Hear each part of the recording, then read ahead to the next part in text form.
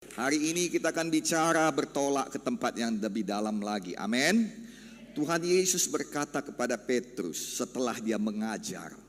Ketika Tuhan Yesus mengajar, Tuhan Yesus berkata pada Petrus, tolakkanlah sedikit.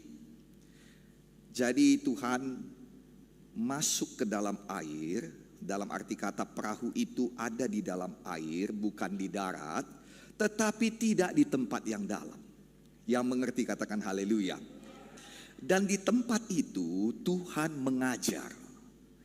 Dan ketika saudara sampai ke tempat yang lebih dalam itu, di situ ada ikan, ada perubahan hidup, di situ ada mukjizat, di situ ada keajaiban Tuhan, ada penggenapan janji Tuhan.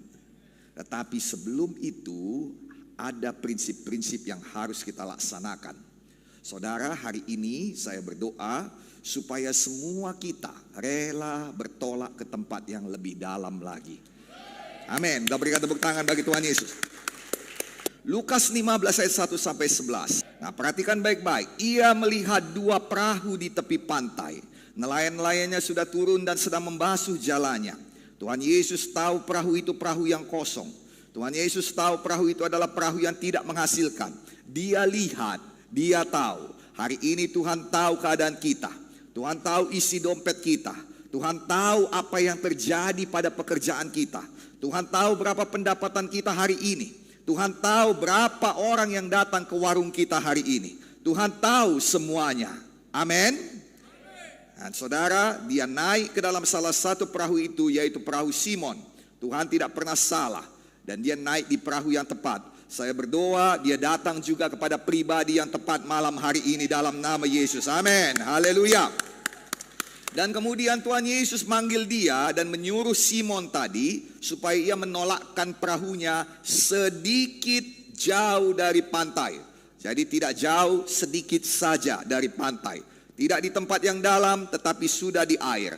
Lalu dari situ ia duduk dan mengajar orang banyak dari atas perahu. Haleluya. Setelah selesai mengajar, selesai berbicara, ia berkata kepada Simon, inilah dia, bertolaklah ke tempat yang dalam dan tebarkanlah jalamu untuk menangkap ikan. Kita bertolak ke tempat yang dalam untuk apa? Untuk tujuan. Ada tujuannya. Tuhan selalu punya tujuan. Firman selalu punya tujuan. Malam ini firman Tuhan ada tujuannya bagi saudara dan saya. Haleluya. Ayat 5. Simon menjawab, Guru, telah sepanjang malam kami bekerja keras dan kami tidak menangkap apa-apa. Kasihan betul. Tetapi karena engkau menyuruhnya, karena firman berkata demikian, firman memberikan perintah, aku akan melaksanakannya. Aku akan menebarkan jala juga. Walau tidak masuk akalku, walau tidak masuk perhitunganku, aku akan tetap menebarkannya juga. Aku akan tetap menaburkannya juga. Aku tetap melepaskannya juga. Aku tetap melemparkannya juga. Dan setelah mereka melakukannya, jadi bukan hanya Simon melakukannya, semua orang yang ada bersama dengan Yesus melakukannya. Semua orang yang dengar perkataan Yesus tadi melakukannya. Maka semua orang juga diberkati. Setelah mereka melakukannya, mereka, bukan Simon saja, mereka menangkap sejumlah besar ikan sehingga jala mereka mulai koyak. Firman Tuhan ini bukan hanya untuk Gideon Munte sendirian. Firman Tuhan ini bukan hanya untuk satu orang saja, tapi firman Tuhan ini untuk kita semua, untuk GKII, untuk orang-orang percaya. Dan ketika kita melakukannya bersama-sama, kita akan menangkap, tangkap berkat yang besar, berkat yang besar, berkat yang besar. Haleluya. Tangkap dengan patuh kepada firman. Tangkap dengan percaya kepada firman. Tangkap dengan percaya kepada perkataan Tuhan. Tangkap janji Tuhan. Tangkap firman Tuhan. Haleluya. Ayat yang saya baca ini bercerita mengenai perubahan kehidupan, bercerita mengenai berkat yang melimpah, bercerita mengenai orang-orang yang menemukan tujuan hidupnya, bercerita mengenai orang yang mendapatkan kehidupan pada kepenuhannya, kehidupan yang maksimal, bukan kehidupan yang rata-rata, bukan kehidupan yang biasa-biasa, kehidupan yang luar biasa, orang yang diberkati luar biasa, orang yang meningkat luar biasa, orang yang berubah luar biasa. Kita berikan tepuk tangan bagi Tuhan Yesus. Yang mengerti katakan haleluya. Tetapi semua ini dimulai daripada dua hal sederhana yang merupakan bagian kita. Nomor satu ialah memberi dengan sukarela. Petrus memberikan perahunya, dia melayani dengan sukarela. Padahal sesungguhnya dia sedang dalam mood yang buruk, dia sedang dalam hari yang sial, dia sudah kerja, tidak ada hasil kerjanya. Saudara, kalau saudara menjadi Petrus pada hari yang demikian, saya percaya saudara tidak pengen bicara kepada orang. Saya percaya saudara tidak pengen ada orang yang mengganggu saudara. Saudara, saya percaya saudara akan berusaha menjauhi keramaian dan berusaha merenungkan kenapa saya begitu sial hari ini. Apapun yang jadi padaku, Yesus tetap Yesus. Apapun yang jadi padaku, hari ini kita tidak datang pada Yesus karena kita sial. Hari ini kita tidak datang pada Yesus karena kita untung. Hari ini kita tidak datang kepada Yesus karena keadaan kita. Kita tidak datang kepada Yesus karena situasi kita. Kita tidak datang pada Yesus karena ada baru mukjizat yang kita terima. Kita tidak datang pada Yesus karena ada tekanan yang kita alami. No, itu semua itulah. Tapi Yesus tetap Yesus. Saya datang karena Yesus adalah Yesus. Saya datang karena dia Yesus. Haleluya, come on. Saya datang karena saya tahu dia Yesus. Petrus tidak tahu dia Yesus, tetapi dia masih berbuat. Sering sekali dalam hidup ini kita nggak pengen datang. Kita nggak pengen lagi menolong. Saya mendengar seorang anak Tuhan mengeluh, dia katakan, saudara udah nggak tahan lagi, aku udah pusing kepala, aku nggak tahu lagi aku apa yang mau kubuat. Mau apapun yang jadi, mau hati ini gak mampu lagi, Yesus tetap Yesus. Kalau perlu datang dengan kehancuran kepada Yesus, tapi tetap datang. Datang dengan sukacita yang besar pada Yesus, tapi tetap datang. Jangan sukacita membuat pesta dulu, nantilah Tuhan Yesus. Jangan kesulitan membuat urus ini dulu Tuhan, nanti kalau udah baik semua aku datang padamu. No, Yesus tetap Yesus. Ibadah tetap ibadah. Pujian penyembahan tetap pujian penyembahan. Doa tetap doa. Baca firman tetap baca firman. Haleluya. Nomor satu tadi memberi dengan sukarela. Nomor dua bertolak ke tempat yang dalam. Karena disitulah tempat di mana Tuhan sediakan jawaban bagimu. Bukan di pinggiran. Oh saudara, semalaman kami sudah memancing, menangkap ikan. Bayangkan, semalaman. Nah, saudara tahu, makanya saya katakan Petrus ini bertolak ke tempat yang dalam. Berjalan pada mil yang kedua. Memberikan pipi kiri setelah pipi kanannya ditampar. Memberikan jaket kepada orang yang meminta jubahnya. Dan ini adalah prinsip Alkitab. Supaya kita mendapat dua perahu yang penuh dengan berkat Tuhan. Tetapi kembali lagi, prinsipnya untuk dapat berubah tetap hal yang sama, bertolak ke tempat yang lebih dalam. Ya capek memang. Haleluya. Haleluya. Pikiran ini akan berkata, apa yang jadi nanti? Kalau udah kulemparkan pun jalaku, gak ada dapat apa-apa. Jala ini udah kubersihkan ya Tuhan, siap untuk nanti malam. Nanti malam pun belum tahu kalau dapat atau tidak. Tapi karena Engkau yang mengatakannya, tapi karena firman yang mengatakannya, hari ini saya akan berikan pada saudara banyak firman yang mengatakannya. Supaya saudara pegang, saudara tangkap, dan saudara terima dalam nama Yesus. Boleh kita berikan tepuk tangan bagi Tuhan Yesus. Ya sukacita katakan haleluya. Jangan bersungut-sungut anakku. Berikanlah jaketmu ketika orang meminta jubahmu. Jangan katakan kita nggak punya apa-apa lagi, karena Tuhan bertindak dari apa yang kita punya. Apa yang ada padamu di rumahmu, saya tidak punya apa-apa lagi ya Tuhan Nabi. Kecuali itu yang membuat perubahan. Setan tidak bisa mengambil semuanya daripadamu, tidak diizinkan oleh Tuhan. Hari ini saya ajar saudara ayat-ayat firman.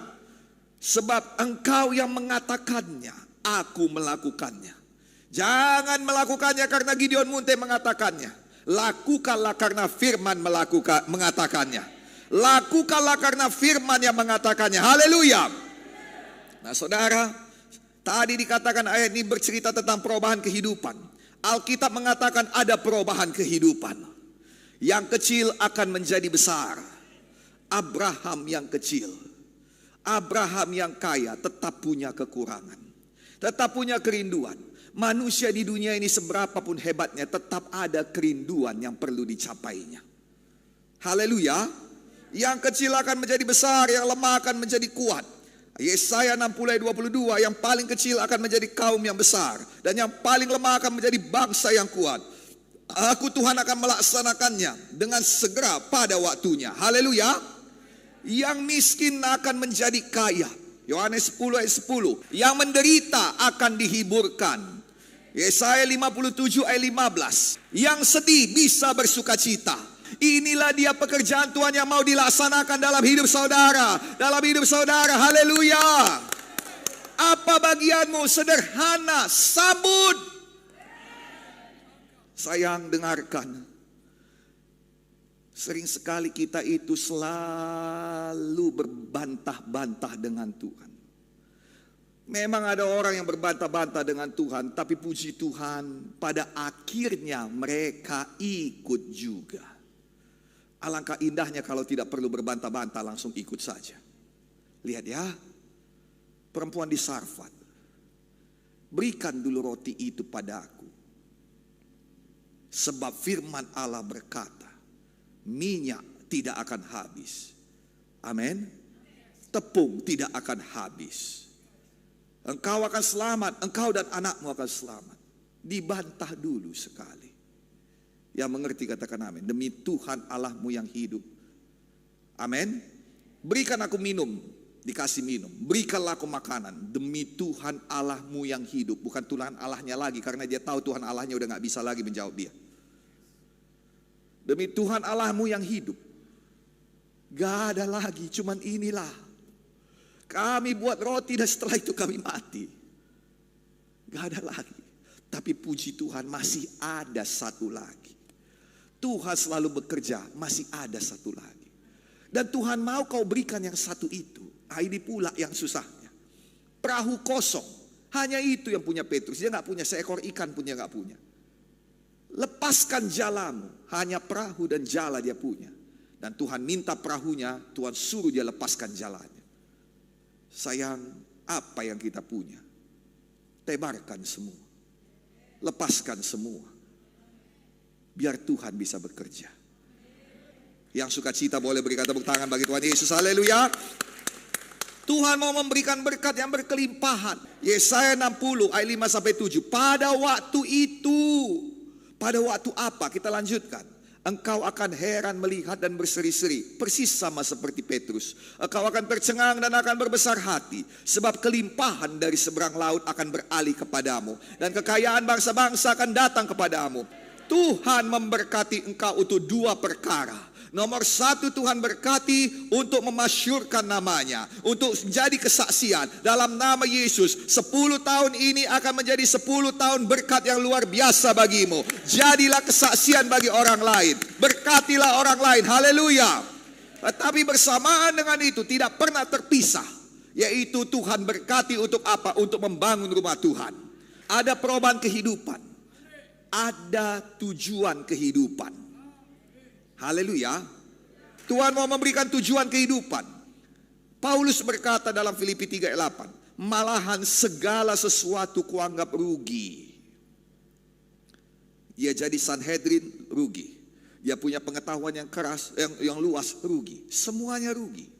Karena apa? Karena aku mengenal Kristus, Tuhanku, lebih mulia dari semuanya itu. Biarlah kita ambil ini saja. Kejarlah Yesus sayang. Kejarlah Yesus. Pegang dada saudara, katakan, kejar Yesus hatiku. Lebih dalam lagi.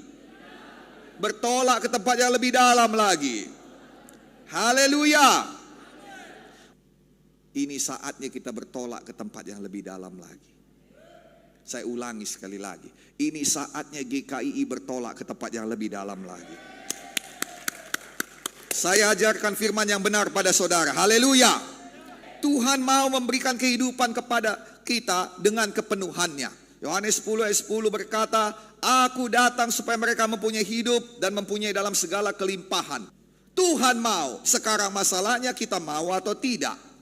Tuhan mau. Kalau saudara mau, sama-sama kita katakan, saya mau ya Tuhan. Maka berhentilah bersungut-sungut. Haleluya.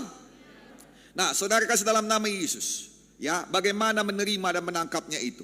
Petrus sedang mengalami hari yang buruk. Perasaan dan emosinya, pikirannya tidak dalam kondisi yang baik. Dia dalam kondisi yang negatif dalam hidupnya. Dalam kondisi yang negatif ini Yesus datang. Semua kita pasti mengalami kondisi yang negatif dalam hidup kita. Tidak peduli saudara orang kudus, orang berdosa, orang kaya, orang miskin. Apakah saudara seorang yang pelayan Tuhan atau hamba dunia. Keadaan yang buruk pasti datang dalam hidup kita. Kepada semua orang, pada siapa saja. Dalam keadaan yang buruk ini, Tuhan Yesus sudah menargetkan perahu kosongnya si Simon.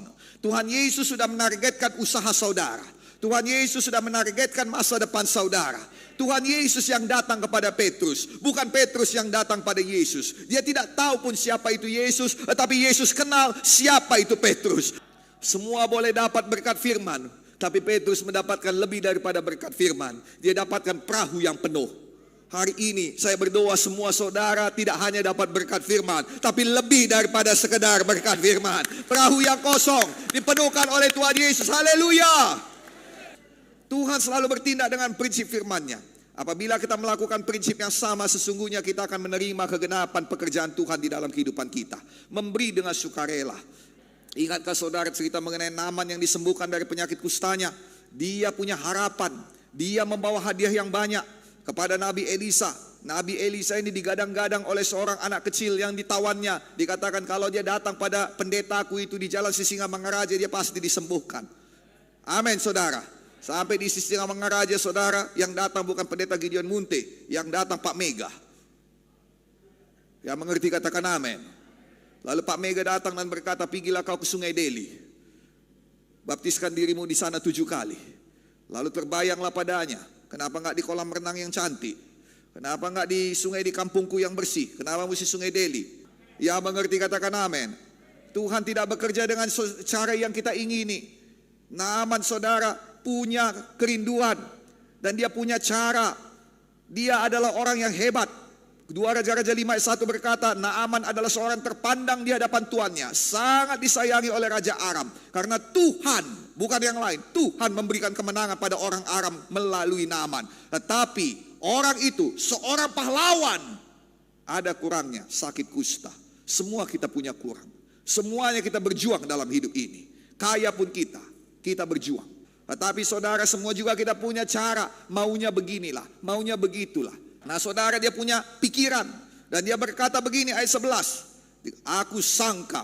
Dalam Alkitab Bahasa Indonesia sehari-hari dikatakan, aku pikir dia sendiri yang keluar menemui saya. Aku panglima.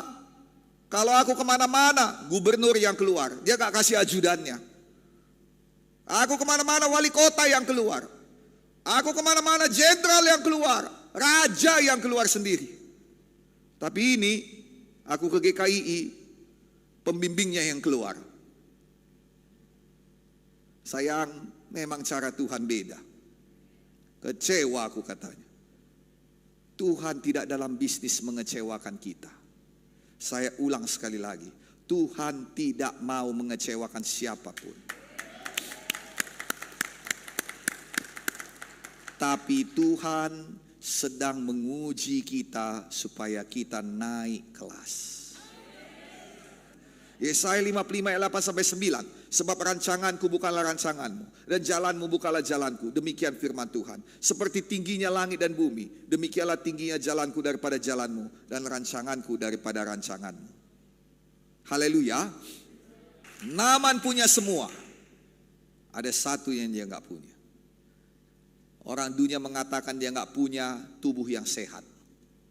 Dia nggak punya kesehatan yang prima, dia sakit kusta. Tuhan nggak melihat itu. Tuhan lihat dia nggak punya kerendahan hati. Kemana-mana dia harus dihormati. Itu. Saudara, dalam kelas kita mau ada harapan kita. Kelasnya orang miskin akan berkata, setidak-tidaknya hari ini adalah yang mengasihani aku, adalah yang memberi kepada aku. Betul atau tidak? Jangan berhenti. Bertolak ke tempat yang lebih dalam. Memberi dengan sukacita. Memberi dengan sukarela. Ada perubahan hidup. Tidak tetap pada tempat yang sama. Tuhan sudah menargetkan engkau. Tapi bagian kita, tangkap, terima. Caranya, memberi dengan sukacita, bertolak ke tempat yang lebih dalam. Saya berdoa saudara menemukan kekuatan untuk mengayuh sedikit lagi. Karena berkat yang kau terima, itu akan membuat engkau berbesar hati. Itu akan membuat engkau berseri-seri. Bahasa aslinya berbesar hati itu jantungan. Lihat nanti bahasa aslinya. Saya percaya ketika Petrus melihat itu, dia pikirannya begini, mau kuapakan semua ini. Akan datang saatnya, saudara akan berkata demikian, mau kuapakan semua ini. Orang Israel mengalaminya, dimintanya emas dari orang Mesir. Orang Mesir ngasih semua dikasihnya. Ternyata dipakai Tuhan untuk mendirikan kemah pertemuan. Ada saatnya, saudara, jantungan melihat berkat, supaya kita bisa mendirikan rumah Tuhan. Dalam nama Yesus diberkatilah. Haleluya. Tangkap, terima dalam nama Yesus. Sukacita memberi dan bergerak kepada tempat yang lebih dalam lagi. Lebih dalam mengasihi Tuhan. Lebih dalam cinta pada Tuhan. Lebih dalam lagi dalam menolong. Lebih dalam lagi dalam menyembah Tuhan. Lebih dalam pengertian. Lebih dalam kesabaran. Lebih dalam karakter Kristus. Lebih dalam lagi dalam nama Yesus. Boleh kita berikan tepuk tangan bagi Tuhan Yesus. Mari kita bangkit berdiri semuanya. Haleluya. Yang diberkati hari ini katakan haleluya.